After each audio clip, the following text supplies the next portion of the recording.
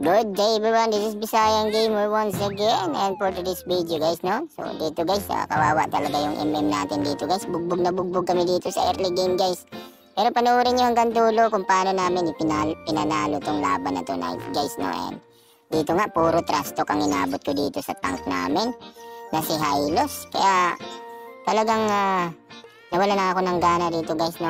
And di ko nga alam kung paano kami nanalo rito. Kaya panoorin nyo hanggang dulo itong video. Ayan, maraming salamat guys. So magpo-post lang naman sana ako, pero hindi talaga ako makagalaw guys, gawa ng merong Natalia. And dito nga yun, nabigyan namin yung Natalia dito. And ayun, nag-TP pa tayo dun guys, no? So nakaramdam na kasi ako dito kahit papano.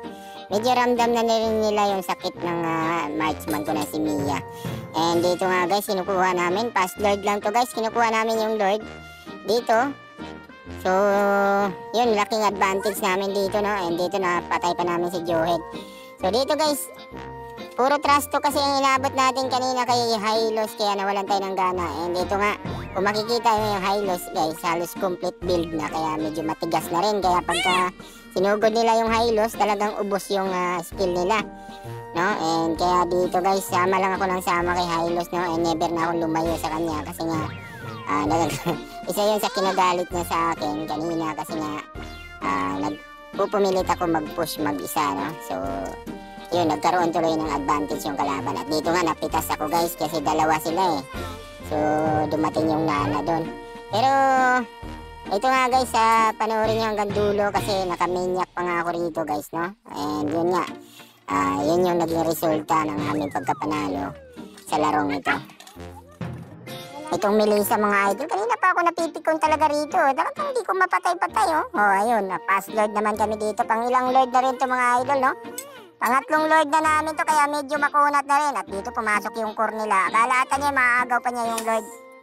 Dito sa laban natin na to mga idol, kawawa din talaga yung core namin dito. Kasi yung Natalia mga idol, yun yung pinupunteriya lagi, si Granger. Kaya talagang bugbog na bugbog din yung core namin dito.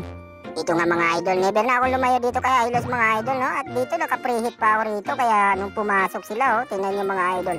Ubus pa sila, naka-maniac pa ako rito, ayan, oh, pati yung Natalia. And dito nga, ito yun yung naging pagkakamali nila doon mga idol, no? And syempre, tower lock na natin yan, kasi grabing trash talk na inabot natin dito, kaya ayun. Oh, what a nice, it's another victory. Ayan, akala ata nila, imahina ako. Hindi nila alam na napakalakas ko. Ayun, tapos